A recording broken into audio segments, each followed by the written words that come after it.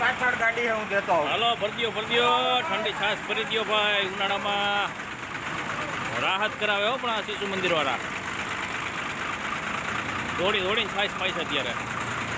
અને તાપમાનનો પારો પણ અત્યારે લગભગ 44 ડિગ્રી ઉપર વહી ગયો છે.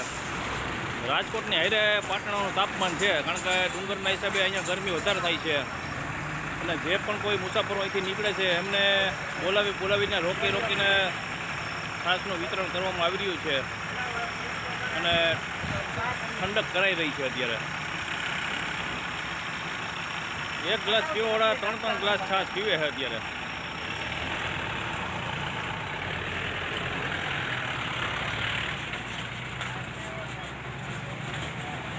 ખરેખર મિત્રો આ એક કામગીરી ખૂબ જ સરાહનીય છે કે જે કામ સામાન્ય લાગતું હતું એ કામ અત્યારે વખાણવા લાયક છે. લવજી બાપા કઈ બોલશો તમે 2 શબ્દ? નથી બોલવું? લવજી બાપા 2 શબ્દ બોલી જાઓ.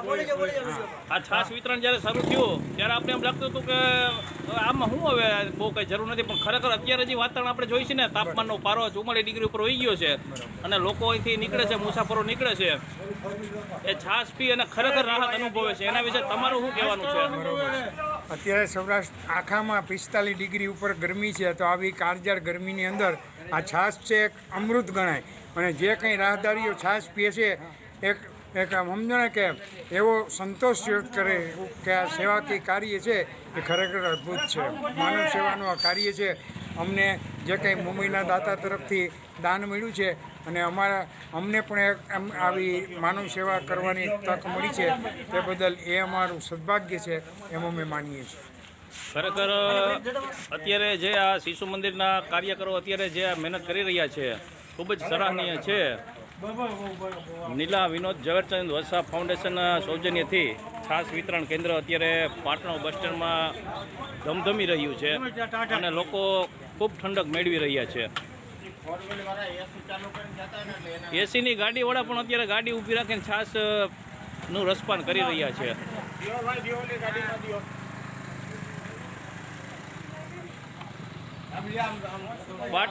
પાટણો ગામના વરિષ્ઠ નાગરિકો પણ અત્યારે આપણી સાથે જોડાયેલા છે. આપણે એમને પણ પૂછીએ, એમને પણ છાશ પીધી ને તમે? હા, છાશ પીધી. કેવી મજા આવી? ખૂબ જ આનંદ મળ્યો.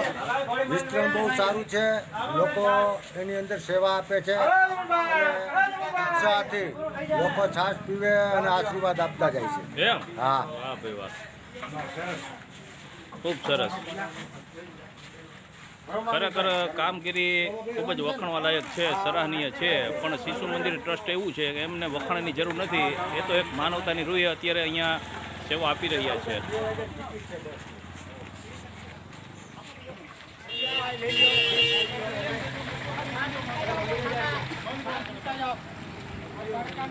હાલો, ઊભી રાખી ગાડી, ઊભી રાખી.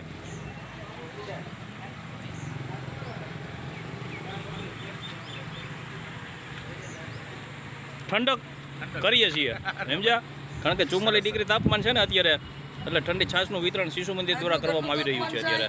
44. હા,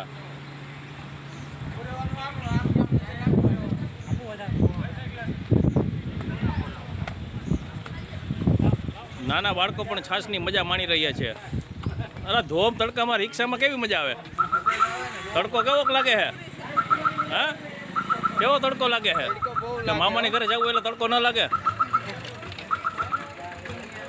છાશ પીવાની મજા આવી? હજી પીવી ને? હજી એક પીવી છે?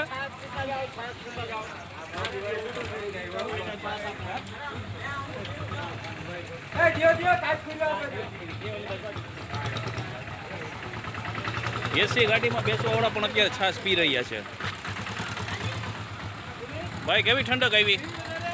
મજા આવી ને? એસી ગાડીમાં છાશ ઠંડી પીવાની મજા આવે. હા, શિશુ મંદિર પાટણ વાવ, શ્રી સરસ્વતી શિશુ મંદિર અને આદર્શ સેવા મંડળ સંચાલિત છાશ વિતરણ ચાલુ છે અત્યારે. ગ્રામ પંચાયતના કર્મચારી પણ જો અત્યારે છાશ પીવા આવ્યા છે અહીંયા. ઠંડક તો લેવી પડે ને. ઠંડક લેવી પડે ને. પાણીના પરબે કે ખાલી રહેવા જતા નહીં હા ઉનાળામાં ચાલુ રાખાવજો.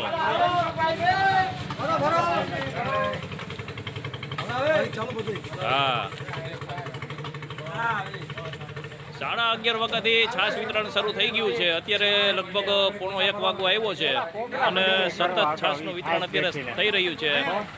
સંત કૃપા બસ પણ આવી ગઈ છે અને એમાં રાજકોટથી બેઠેલા મુસાફરોને છાશ આપીને ઠંડક પહોંચાડવામાં આવી રહી છે.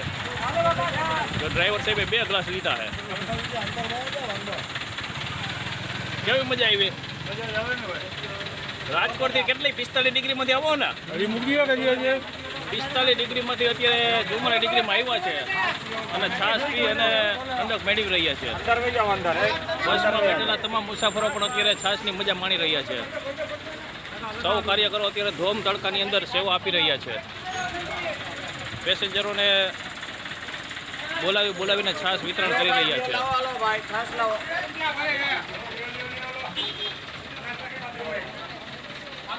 જેટલા પણ વાહન નીકળે છે બધા વાહન અત્યારે છાશ પીવા માટે ગાડી ઊભી રાખી છાશ પી રહ્યા છે.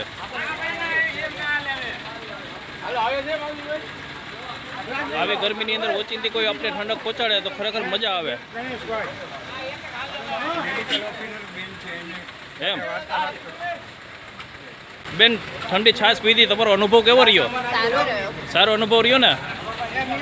અમારા આદર્શ સેવા મંડળ અને શિશુ મંદિર દ્વારા અત્યારે આ સેવા કાર્ય અત્યારે શરૂ થયું છે અને લગભગ મહિના દિવસથી આ કાર્યક્રમ ચાલુ છે. આજે લગભગ કેટલામો આપણે બુધવાર છે? ચોથો બુધવાર છે. અને તમે તો મેડિકલ ઓફિસર છો એટલે તમને તો ખબર હોય ને કે ગરમીમાં છાશનું મહત્વ કેટલું છે. કારણ કે અત્યારે સરકાર દ્વારા પણ સૂચના આપવામાં આવે છે અને પ્રાથમિક આરોગ્ય કેન્દ્ર દ્વારા પણ સૂચના આપવામાં આવે છે.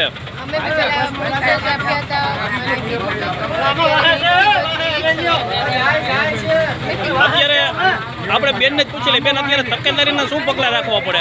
અત્યારે સૌથી પહેલા તો તમારે બનીને તો ઓઢીને ચૂંદડી છે ઓઢીને રાખવી જોઈએ અને ઉના લાગે ને એના માટે પાણીમાં ડૂબોડીને ચૂંદડીને એવી રીતે ઓઢીને રાખવું છે અને પાણીનું પ્રમાણ જેટલું પીતા હોય ને એના કરતાં 3 ગણું વધારે અત્યારે આ ગરમીમાં બને તો આવા વાતાવરણમાં બહાર ના નીકળવું એવી સલાહ છે. બરાબર. બને તો બહાર ન નીકળવું પણ જરૂરી હોય અને નીકળવાનું પડે તો ખૂબ સાવચેતીપૂર્વક નીકળવું અને જેટલું બને એટલું પ્રવાહીનું સેવન કરવું. ખૂબ ખૂબ ધન્યવાદ બેન.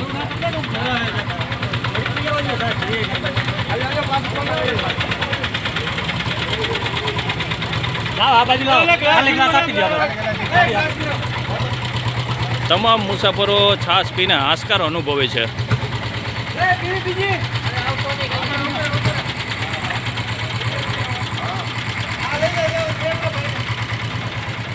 રેડી હાલો. છાશ પીધી ને? છાશ પીધી. કેટલા ગ્લાસ પીધા?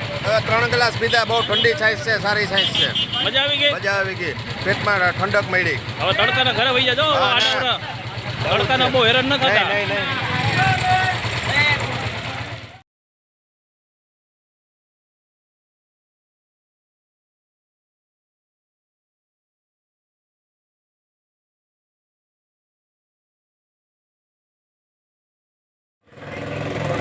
રવજી બાપાની ઉંમર કેટલી છે? રવજી બાપા 73 વર્ષની ઉંમર છે અને સેવા કરી રહ્યા છે અત્યારે ધોમ તડકામાં.